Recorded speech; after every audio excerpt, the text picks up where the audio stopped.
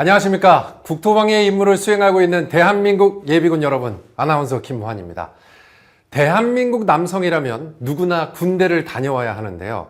하지만 현역 복무가 종료되더라도 병역의 의무가 완전히 끝난 건 아닙니다. 현역 군인과 함께 우리 국가와 가족을 든든히 지켜주는 또 다른 울타리, 예비군의 임무와 역할에 대해 배워보겠습니다.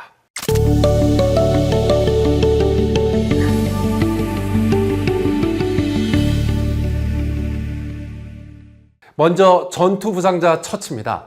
전투부상자 처치란 전투 현장에서 전투 중 발생한 부상자 생존율 향상을 위한 처치인데요.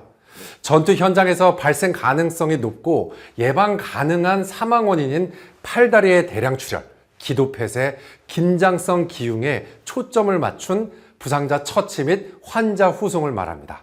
지난 2001년부터 2011년까지 이라크전에서 사망한 미국 병사들의 사망 원인을 분석한 결과 4,596명의 사망 원인 가운데 1위가 출혈, 2위가 기도폐쇄, 나머지가 긴장성 기흉이었다고 합니다.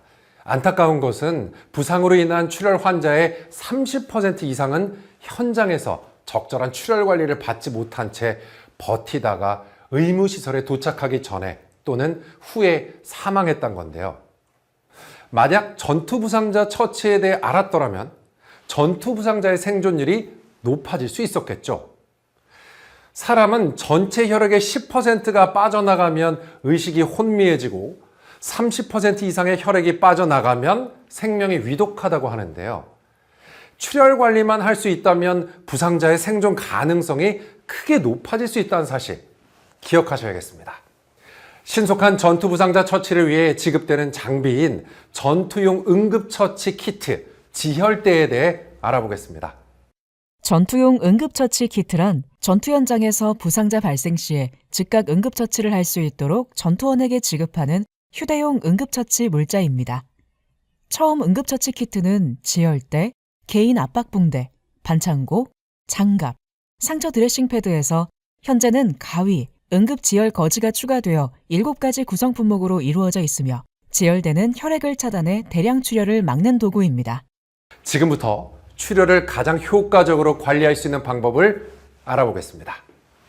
2차 세계대전 당시 미국은 벨트형 지혈대를 사용했지만 출혈을 완벽하게 차단할 수 없었는데요. 그래서 병사의 사망률을 낮추는 데 실패했습니다. 그래서 미국은 부상자들의 생존율을 높이기 위해 CAT 지혈대라는 것을 개발했다고 하는데요. 그렇다면 CAT 지혈대란 무엇이고 어떻게 사용하는지 알아보겠습니다. 팔다리의 과다 출혈을 효과적으로 억제할 수 있는 방법은 바로 전투용 지혈대입니다. 자, 이 앞에 보이는 전투용 지혈대에 대한 명칭을 한번 알아보도록 하겠습니다. 전투용 지혈대는 긴 조임끈과 조임끈 위쪽으로는 플라스틱의 버클이 있고 세로형 막대인 조임 막대가 있습니다. 안쪽에 C자형 플라스틱의 경우에는 이 조임 막대를 고정할 수 있는 조임 막대 고정대가 있으며 조임 막대가 고정대에 들어갔을 때 이탈 방지를 위해 흰색 덮개가 위치하고 있습니다. 이 흰색 덮개는 지혈대 적용 시간을 기록하여 부상자를 2시간 이내 신속하게 상급 의무시설로 후송할 목적도 있습니다. 그럼 지금부터 이 지혈대 사용법에 대한 시범을 보이도록 하겠습니다. 전투용 지혈대를 적용할 때에는 본인의 지혈대가 아니라 앞에 있는 부상자의 지혈대를 활용해야 합니다. 지혈대의 조임끈을 부상자의 무릎 뒷 공간으로 통과하여 관절 부위가 아닌 근육이 많은 5에서 7.5cm 상단 부위, 피부 위에다가 바로 적용합니다. 지혈대 조임끈은 버클의 외측 1개 구멍을 통과하여 단단하게 착대를 실시한 다음 조임막대는 출혈이 완전 멈출 때까지 그리고 말초에 있는 맥박이 완전 소실될 때까지 단단하게 회전시켜줍니다. 출혈이 멈추고 말초에 있는 맥박이 촉지되지 않는다면 남은 조임끈을 정리하여 덮개를 닫아주면 되겠습니다. 끝으로 잘 지워지지 않는 네임펜을 활용하여 지혈대 적용 시간을 24시간을 기준으로 작성해주면 되겠습니다. 만약 교전 중 상황이거나 전장 상황에서 출혈 부위를 정확하게 확인할 수 없는 상황이라면 손상 부위를 노출시키지 않고 부상자의 지혈대로 손상 부위가 발생한 가장 심장 가까운 근위부에 지혈대를 적용합니다. 동일한 방법으로 무릎 뒷 공간을 이동하여 신속하게 가장 몸쪽 높은 곳까지 올린 다음 동일한 방법으로 단단하게 착대하고 지혈대 조임막대는 출혈이 완전 멈출 때까지 단단하게 적용하고 덮개를 닫아주면 되겠습니다. 다음은 한손 지혈대 적용법입니다. 한손 지혈대 적용법은 본인이 전투 임무 수행을 하는 도중에 팔에 절단이나 팔에 과다 출혈이 있을 경우 한 손만을 활용하여 지혈대를 적용하는 방법입니다. 한 손으로 지혈대를 적용할 때에는 먼저 준비해야 할 사항이 있습니다. 그것은 바로 지혈대를 원형의 고리로 만드는 것입니다.